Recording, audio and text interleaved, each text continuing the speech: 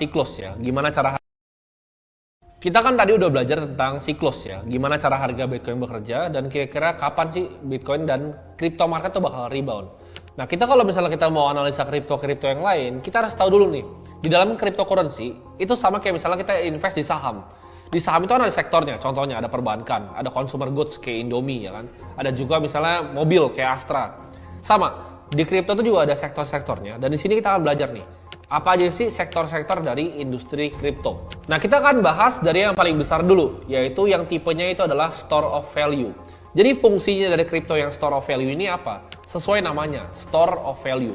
Jadi ini kripto yang bisa menyimpan value. Ciri-cirinya apa? Biasanya supply-nya limited dan ada fixed cap-nya. Nah, store of value menurut gue yang layak dibeli itu cuma satu, yaitu Bitcoin. Kalau kalian tanya, ada apa aja store of value? Ada banyak, ya kan? Mungkin ada puluhan koin. Yang paling besar-besar contohnya ya pasti Bitcoin pertama, kedua itu Bitcoin Cash, misalnya Terra Classic. Tapi ya gue nggak akan saranin kalian beli store of value yang lain selain Bitcoin. Karena Bitcoin adalah yang adopsinya paling cepat, komunitasnya paling kuat, dan network efeknya paling cepat.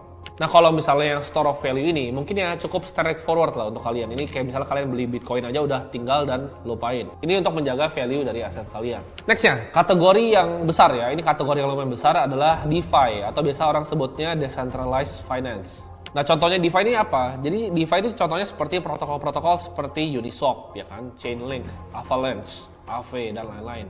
DeFi ini, atau bisa disebut dengan Decentralized Finance, itu punya banyak keunggulan dibanding Centralized Finance. Nah, DeFi ini simpelnya itu bikin bank ya, atau third party itu jadi nggak berguna. Kenapa? Karena mereka jadi langsung peer-to-peer semuanya, dan ini bisa ngasih apa? Bisa ngasih pertama itu fee yang lebih murah, dan juga bunga yang lebih kompetitif. Jadi ini kayak mangkas bank ya. Kalian mau lending itu bisa langsung ke orang. Kalian mau pinjemin kripto kalian bisa langsung ke orang. Mau staking kripto kalian bisa langsung peer to peer. Nggak perlu ada third party, nggak perlu ada bank. Keuntungan dari DeFi ini apa? Yaitu aksesibilitasnya ya. Ini jangkauannya luas banget. Karena kalau bank, misalnya kita mau deposit di bank BCA, susah kalau misalnya lo orang Australia mau deposit di bank BCA. Tapi kalau misalnya DeFi ini antar regional. Selama lu punya internet ya, misalnya lu mau di Bulgaria gitu kan, mau di Romania, gue di Indonesia, kita mau misalnya transaksi nih, mau lewat protokol Uniswap itu bisa gitu. Jadi nggak ada barrier to entry-nya selama kalian punya internet dan punya cryptocurrency dan ngerti cara pakainya.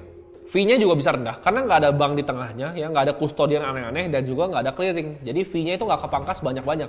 Kayak misalnya bank kustodian, kita lihat misalnya Deutsche Bank gitu kan, dia bisa dapat 0,05 dari cuman pegang customer fund sampai udah nggak terima lagi karena kebanyakan. Itu kan fee yang gede banget dibayar ke bank untuk nggak ngapa-ngapain ya. Sedangkan ini di-cut dan dikasih aja bunganya ke kita. Nah, ini DeFi ini sifatnya aman dan transparan. Kenapa? Karena adanya smart contract yang dipublish. Jadi semuanya balik lagi kayak esensinya kripto itu bisa diverifikasi. Blockchain juga bisa dilihat semua orang tanpa tahu identitasnya, tapi tetap bisa dilacak. Itu uniknya. Dan yang udah dicatat di smart contract di blockchain itu nggak akan pernah bisa diganti lagi. Jadi ini kalian kalau misalnya mau cari passive income di crypto, yield farming caranya adalah dengan lewatin DeFi. Nah, cara paling gampang ya untuk dapetin uang di DeFi adalah kalian taruh uang kalian ya di suatu protokol atau platform yang ngasih kalian APY atau return per tahun. Nah, biasanya gimana? Ini kalian tinggal masukin token-token. Contohnya paling simpelnya adalah misalnya stablecoin di DeFi ya kan, kayak DAI gitu. Kayak DAI atau misalnya Ethereum ya. Jadi yang dibuild di network Ethereum atau di ERC20.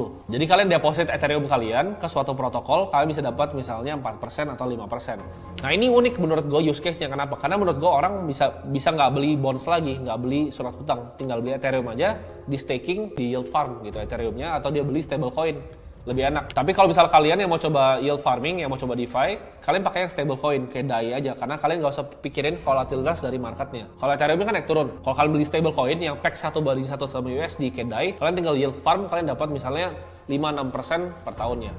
Kita kan tadi udah bahas soal pertama itu store of value, yaitu Bitcoin, Bitcoin Cash, Terra Classic. Kita juga udah bahas tentang DeFi ya kan, kayak Uniswap dan lain-lain.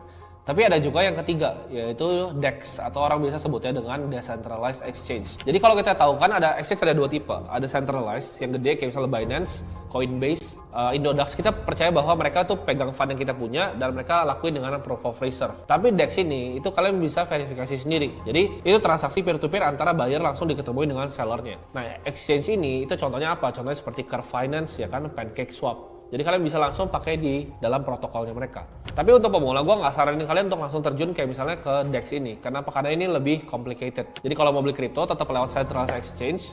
Dan untuk awal-awal mulai di store of value dan DeFi dulu. Setelah ini ada sektor yang gua gabung aja, sebenarnya dua sektor berbeda, tapi menurut gua agak mirip-mirip, yaitu gaming dan metaverse. Nah ini yang lagi banyak kan orang, wah metaverse, Facebook sampai ganti nama ke Meta. Tapi use case-nya menurut gua di real life sekarang belum ada yang signifikan.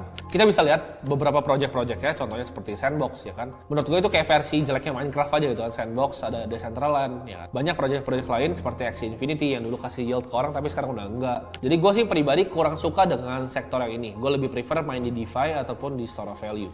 Nah jadi kalau kalian tanya aset pribadi gua itu di mana, ya mungkin 90% itu hampir semuanya di store of value dan juga DeFi. Jadi gue jarang diversifikasi bahkan ke DEX atau ke gaming dan metaverse. Mungkin hampir semua itu gue carinya yang layer 1 coin ataupun layer 2 yang dibuild on top of Ethereum network, contohnya seperti Polygon atau Matic.